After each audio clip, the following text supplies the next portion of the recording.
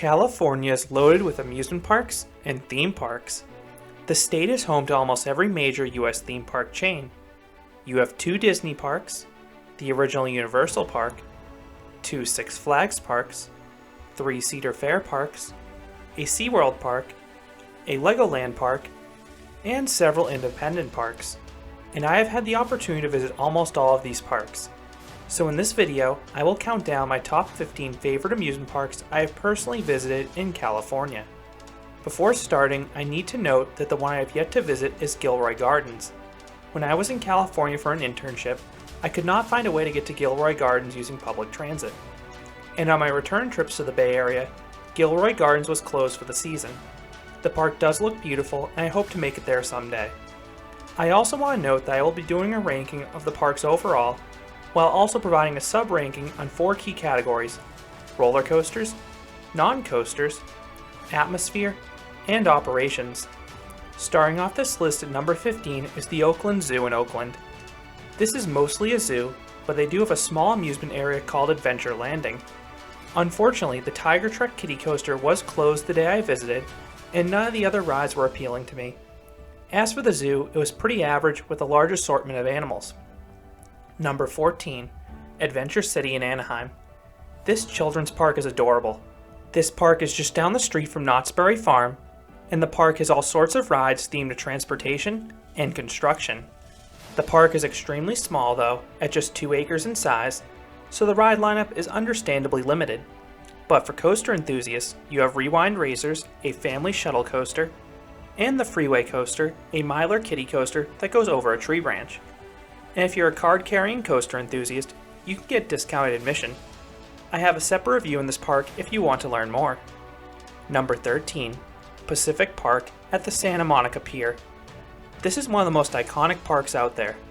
However, the park is more famous for the beach and pier that it is located on. Like Adventure City, Pacific Park is extremely small, but the lively atmosphere of the pier carries over into the park, and the park looks great at night with all the lights.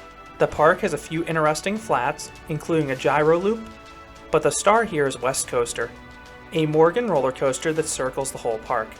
And if you ride in the back car, you get some airtime on the 2 largest drops. The rest of the ride lineup consists of some basic flat rides.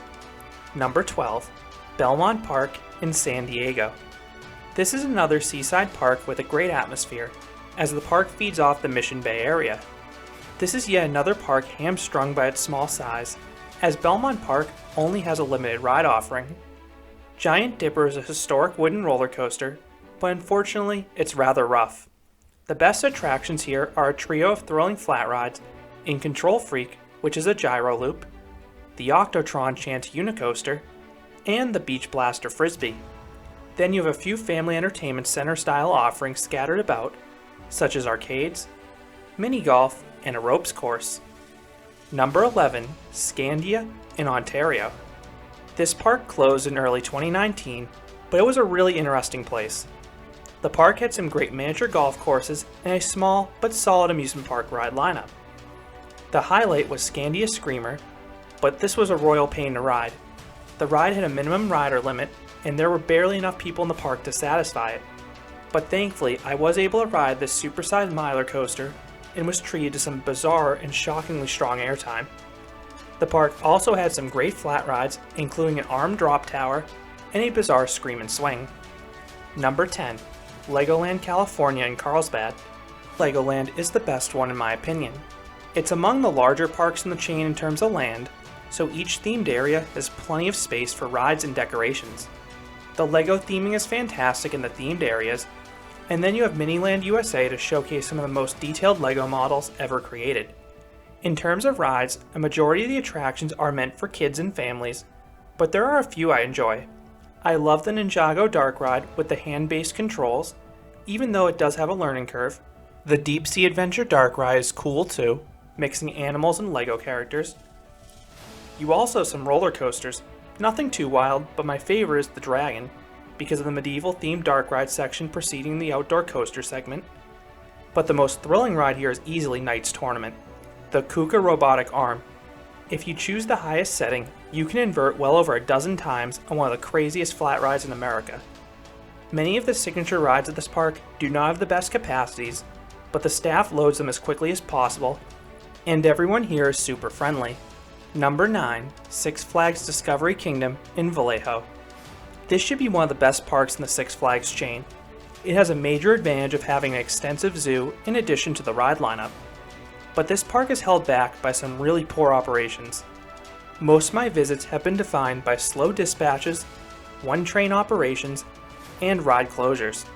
And that's a shame because I really like the ride lineup here. Joker is an underrated RMC with some really powerful airtime, and two of my favorite elements anywhere with that twisting first drop and the zero-G stall. Medusa is one of the best floorless coasters with the airtime on the first drop and the 7 forceful inversions. Flash Vertical Velocity is a unique intimate impulse coaster with an inline twist in the forward spike. The other coasters are clones of varying quality.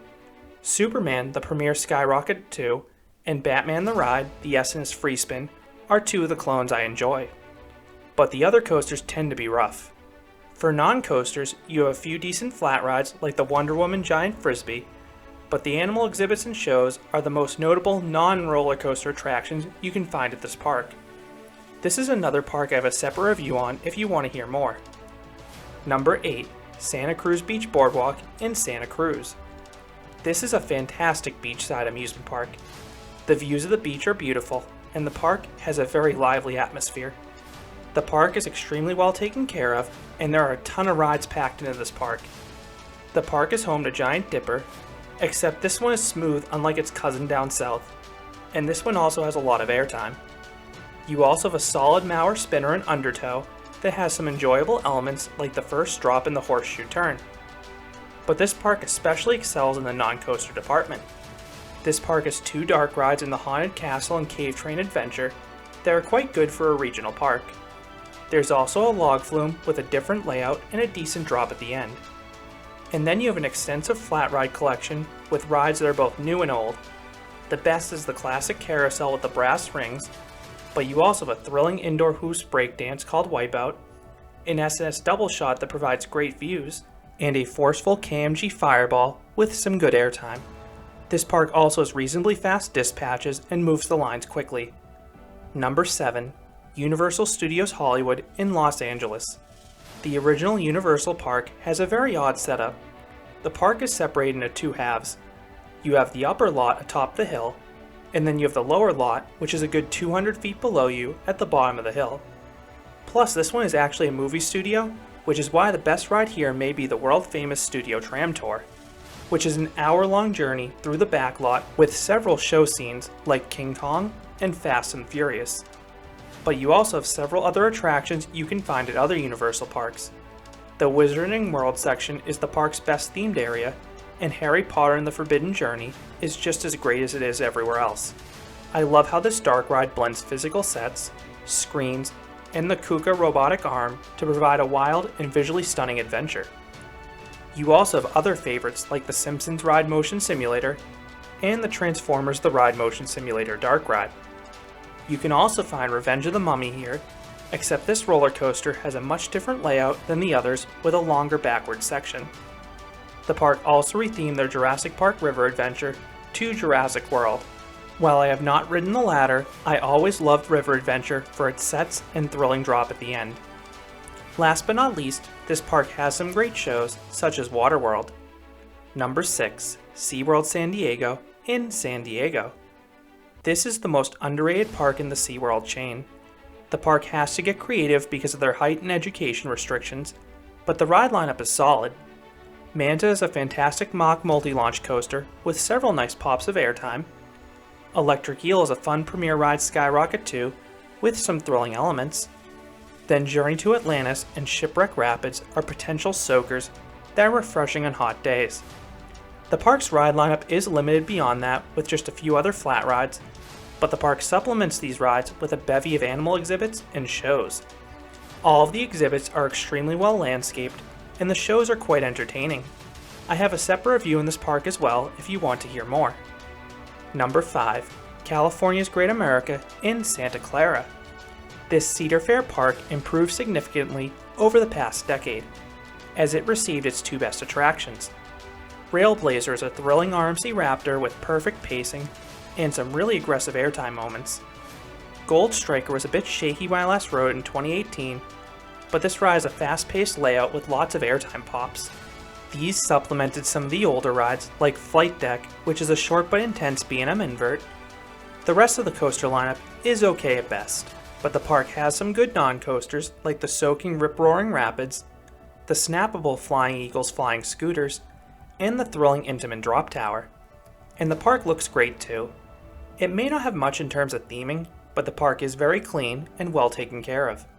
Operations as a whole are pretty good at this park, but there are a few rides that have inherently low capacities or routinely run just one train. Number 4, Knott's Berry Farm in Buena Park. This is one of the best Cedar Fair parks. It is definitely the chain's best themed park. The Ghost Town area in particular stands out, and it feels like something you'd see at a Herschend park like Silver Dollar City. The other areas don't have the same level of theming, but they're clean and have a pleasant atmosphere. And this park complements the looks with an impressive ride lineup. Knott's has the second best coaster lineup in the state. Ghost Rider is an amazing wooden roller coaster that combines airtime and laterals. Accelerator is an Intamin launch coaster with the most powerful launch in the state and one of the best launches anywhere. Hang Time is a Gerstlauer Infinity coaster with a great first drop and several inversions, even though they don't give hang time. Silver Bullet is an underrated B&M invert with a great finale. Sierra Sidewinder is a forceful Mach spinner that'll have you spinning like a top. Montezuma's Revenge is a forceful Schwarzkopf shuttle loop with a nice launch and powerful vertical loop. And then you have a few other smaller coasters that round out the lineup. For non-coasters, the highlight is the Timber Mountain Log Ride, one of the best log flumes in the world. It has some great drops and some wonderful theming in the mountain. Calico River Rapids is a really nice river rapids ride that got plussed recently with some new animatronics and sound effects. You also have a classic dark ride in the Calico Mine Ride, or if you prefer modern shooters, you have the Voyage to the Iron Reef, which is being rethemed as Knott's Berry Tales. For flat rides, the best one is the Supreme Scream Drop Tower, which gives an awesome view of the area, and you also have the Soul Spin Top Scan, which is a very dizzying and disorienting ride that will flip you upside down many times. Operations at this park can be slow, especially on Ghost Rider, which can be problematic for the crowd levels that this park gets. And don't miss the Chicken Dinner restaurant. That is the reason this park even exists, and the chicken is still excellent to this day. Number 3, Disney California Adventure in Anaheim. The second gate at the Disneyland Resort is often overshadowed by the original park, but California Adventure is a really strong park on its own. This park feels distinctly different than any other Disney park, and it has several top-notch e-ticket attractions you can't find elsewhere. The star area here is Cars Land, which is stunningly beautiful with the shops and giant facade. And the anchor of this land is Radiator Springs Racers. This is one of the best dark rides in the world, combining some grand indoor scenes with a thrilling outdoor racing segment past some gorgeous rock work. You also have Guardians of the Galaxy Mission Breakout Drop Tower. I like it more than the Twilight Zone Tower of Terror ride that it replaced because of the more chaotic ride program, and the drops give you some excellent airtime. The most iconic ride at this park is probably still Incredicoaster. This Intamin launch coaster is one of the longest rides in the world, combining drops, turns, and a forceful vertical loop with some light theming. Grizzly River Run is a really cool river rapids ride that focuses on drops. And then you have some favorites you can find at other parks like the Little Mermaid Dark Ride, Soarin' Flying Theater, and Toy Story Midway Mania Shooting Dark Ride. At night, you have the mesmerizing World of Color water projection show, and the park has some incredible operations. Lines move fast, and the staff is just as friendly as any Disney park. This is another park that I have a separate review on if you want to learn more. Number 2, Six Flags Magic Mountain in Valencia. This park may not only have the best coaster lineup in California, but it has one of the best coaster lineups anywhere. For me, it trails just Cedar Point. There are coasters for everyone's liking. The highlight for me is Twisted Colossus, the RMC hybrid loaded with airtime, and if you're lucky, near misses from the train you can duel. X2 is one of the craziest coasters in the world with a vertical drop, forceful elements, and flipping seats. Tatsu is a visually stunning flying coaster with one of the world's most intense elements in the world with that giant pretzel loop. West Coast Racers is the park's newest roller coaster, and this ride is a fun dueling coaster with countless near misses. Full Throttle is a unique launch coaster with the picturesque top hat that passes over the vertical loop. You have Superman Escape from Krypton and Goliath if you crave height and speed. Apocalypse was recently retracked, and this GCI wood coaster is a fast-paced ride with some pops of airtime. And then you have a series of looping coasters and family rides that round out the lineup. The non-coaster lineup is strong too. Lex Luthor is one of the best drop towers in the world with its size. It's 400 feet or 122 meters tall. Crazy Annie is a giant frisbee with some decent airtime. Justice League Battle for Metropolis is a fun shooting dark ride that is better than the other ones in the chain. And then you have Jetstream and Roaring Rapids to cool off on a hot day. The park does have weaknesses beyond the rides though. I love the park's 365-day operations, but you will likely find a handful of rides closed each visit with no refurbishment schedule listed anywhere. The park is also a bit challenging to get around with the central hill and the sheer size of the park. The park is working to improve its overall appearance though, as each new addition is coming with a revamp to that respective area. And coming in at number 1 is Disneyland in Anaheim. This is not only my favorite park in all of California, but it is also my favorite park in the entire world. There is just something magical about this place. I have a separate review going into far more detail, but I love the elaborately themed lands and just how dense this park's attraction lineup is. It has the most rides of any Disney park, and you get the same high quality attractions you'd expect from the chain. Star Wars Rise of the Resistance is one of the best rides in the world. This groundbreaking trackless dark ride is a royal pain to ride with the boarding pass system, but it left me breathless and is worth all the hassle. Indiana Jones Adventure is a rowdy ride based on one of my favorite films, and it combines some thrills with grand set pieces. Splash Mountain is the best log flume in the world with an extensive show scene, infectious soundtrack, and soaking drops. For coasters, you have a trio of fun mountains. Space Mountain is a fast-paced, pitch-black coaster with some intense laterals. And then both the Matterhorn and Big Thunder Mountain have sudden turns and quick drops while weaving through beautiful mountains. You also have some classic dark rides such as Haunted Mansion, Pirates of the Caribbean, and It's a Small World that will never get old. And Fantasyland is also home to several of the park's oldest dark rides that have slowly been plussed with new effects. There are also several other great rides I'm skipping, but this park is a dream for dark ride fans such as myself. For shows, you have fireworks, parades, and most importantly, Fantasmic. The latter is my favorite show anywhere, and it's a sensory overload with lovely music, dazzling effects, and appearances by all my favorite characters. And then just like with California Adventure, Disneyland has top-notch customer service and operations. The park can feel crowded due to its popularity and size, but MaxPass and single rider lines can help you avoid any major waits. So those are my top 15 favorite amusement parks and theme parks in California. What is your favorite park in California? Or what do you think about any of the parks in the Golden State? I would love to hear your thoughts down in the comments below. If you enjoyed this countdown, I'd appreciate if you gave this video a like, and you considered subscribing because there'll be a lot more roller coaster and amusement park videos here at Canopy Coaster. Thanks for watching.